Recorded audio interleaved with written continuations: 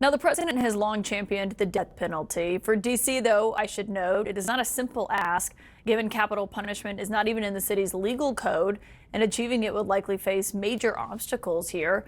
But this all came as the president also made clear he plans to extend federal control over D.C. with help from Congress after his 30 days to do so is up and will then require their authorization. Number one, we want to stay there for longer than 30 days. As you know, we have an absolute mandate, and I can extend it, but I'd rather not have to declare a national emergency because by that time, I mean, right now, there's not an emergency.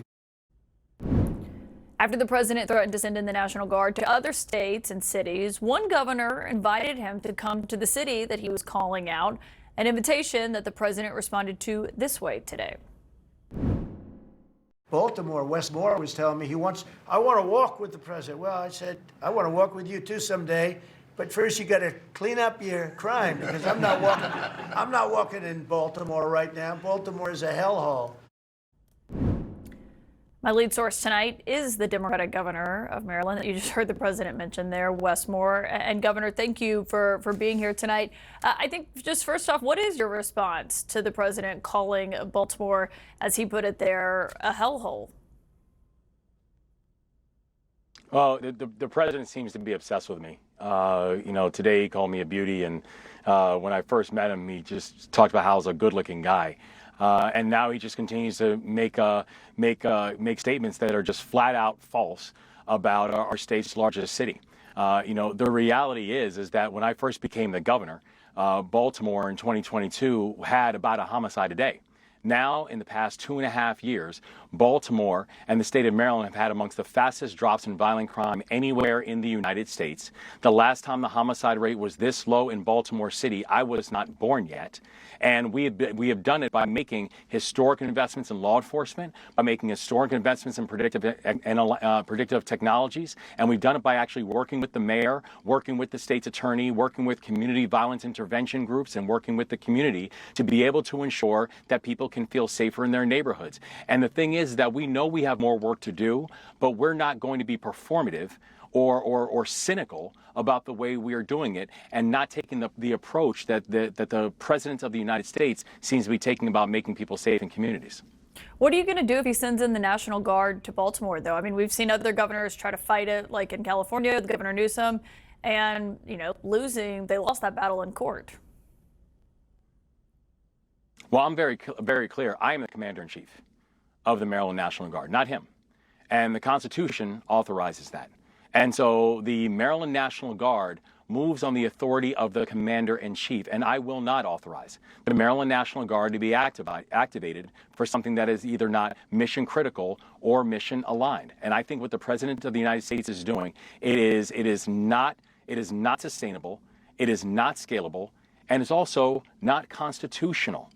That it is a direct violation of the 10th Amendment. And even if he wants to talk about other things he can do to try to activate, the reality is that he still needs states to be able to invite the federal government to come on board to be able to do that.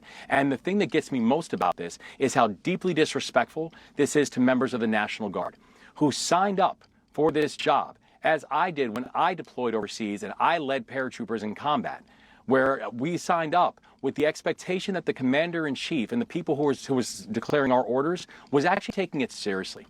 And the problem is we are seeing a lack of seriousness from the President of the United States to a very serious situation. And that's why I invited him to come to Baltimore, to come be educated, to come learn, so he doesn't have to spout nonsense from the Oval Office and things that are just blatantly not true about what is actually happening and the work that's happening in coordination to make people feel safer in their neighborhoods. Does that invitation still stand?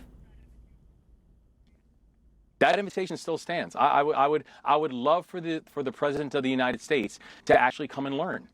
I would love to be able to introduce him to our violence interrupters that are on the ground, groups like We Are Us that are on the ground doing the work. I would love for him to come spend time with the mayor of Baltimore, to go learn about the things we actually need. For example, if the president really wanted to not spend $1 million a day on something that is theatrical, actually spend that time and put those resources and that money into things like license plate readers.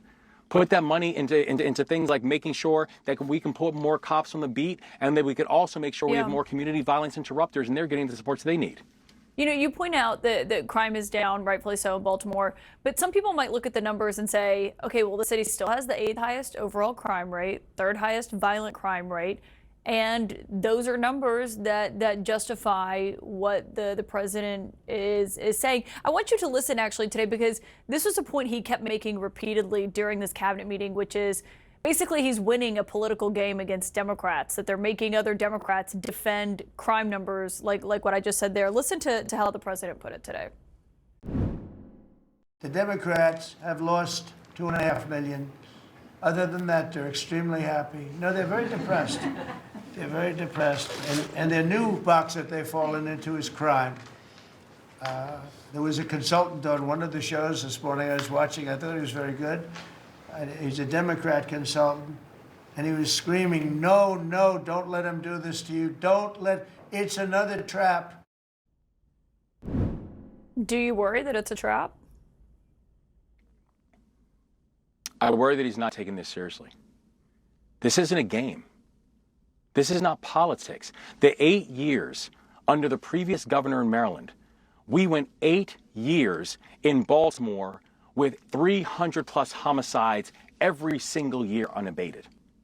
That during that time, during the 8 years of my predecessor, the homicide rate in the state of Maryland nearly doubled, the non-fatal shooting rate did double, and I refused to be a governor who was just going to sit there and offer thoughts and prayers while we allowed bloodshed in our neighborhood. So what did we do? We actually got serious.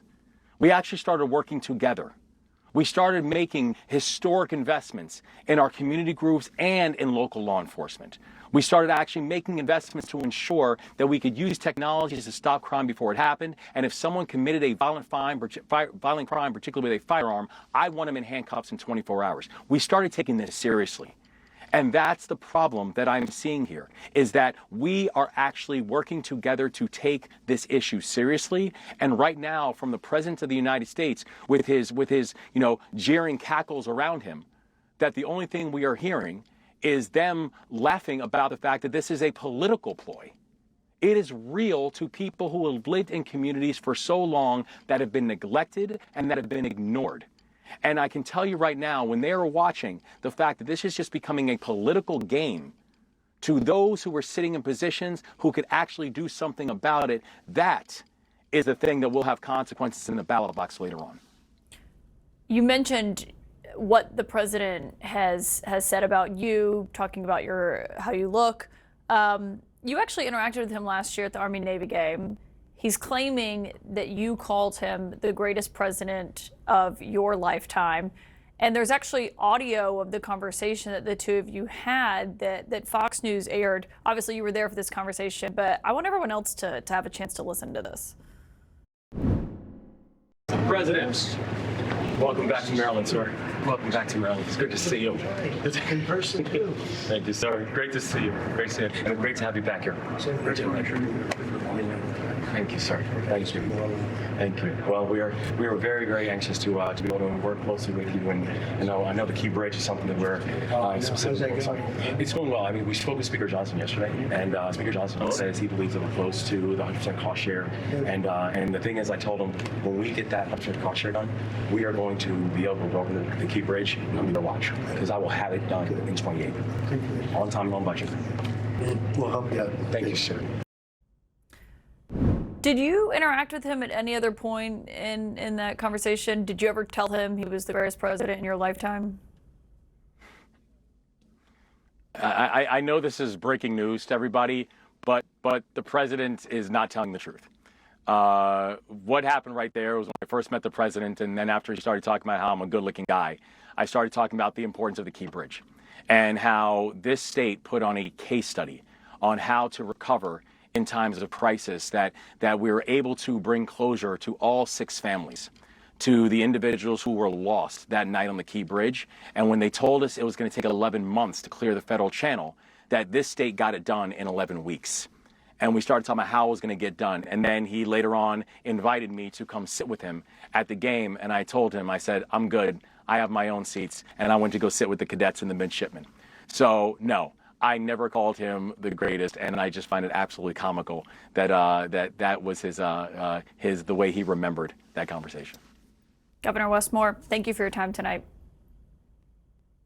Thank you so much.